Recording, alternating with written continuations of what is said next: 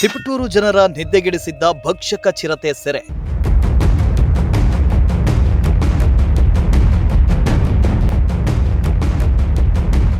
ಅರಣ್ಯ ಇಲಾಖೆಯ ಭರ್ಜರಿ ಕಾರ್ಯಾಚರಣೆಗೆ ಚಿರತೆ ಲಾಕ್.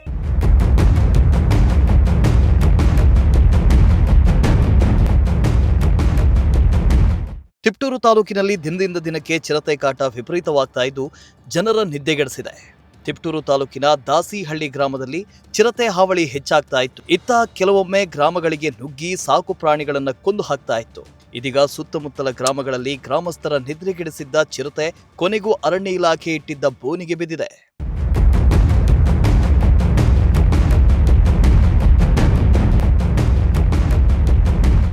ಹೌದು, ತಿಪಟೂರು ತಾಲೂಕಿನ ದಾಸಿಹಳ್ಳಿ ಗ್ರಾಮದಲ್ಲಿ ಕಳೆದ 1 ತಿಂಗಳಿನಿಂದ ಚಿರತೆ ಆಗಾಗ ಪ್ರತ್ಯಕ್ಷವಾಗ್ತಾ ಇತ್ತು. ಕಳೆದ 2 ದಿನಗಳ ಹಿಂದಷ್ಟೇ ಹಸುವಿನ ಮೇಲೆ ಚಿರತೆ ದಾಳಿ ನಡೆಸಿ ಹಸುವನ್ನ ಕೊಂದು ಹಾಕಿತ್ತು. ಇದರಿಂದ ಗ್ರಾಮಸ್ಥರು ತಮ್ಮ ಜಮೀನುಗಳಿಗೆ ತೆರಳಲು ಭಯಭೀತರಾಗಿದ್ದು, ಇದಕ್ಕೆ ಬೇಸತ್ತ ಗ್ರಾಮಸ್ಥರು ಅರಣ್ಯ ಇಲಾಖೆಗೆ ಚಿರತೆ ಸೆರೆ ಹಿಡಿಯುವಂತೆ ಮನವಿ ಮಾಡಿದ್ರು.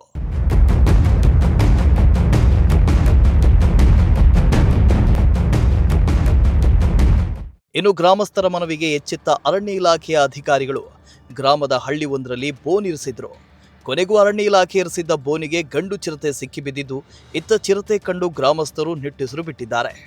ಇನ್ನು ಸೆರೆ ಸಿಕ್ಕ ಚಿರತೆಯನ್ನ ಅರಣ್ಯ ಇಲಾಖೆ ಸುರಕ್ಷಿತವಾಗಿ ಹಾಲ್ಕುರಿಕೆ ಸಸ್ಯ ಕ್ಷೇತ್ರಕ್ಕೆ ಸ್ಥಳಾಂತರ ಮಾಡಿದ್ದಾರೆ. ಕಿರಣ್, ಪ್ರಜಾಶಕ್ತಿ ಟಿವಿ, ತಿಪಟೂರು.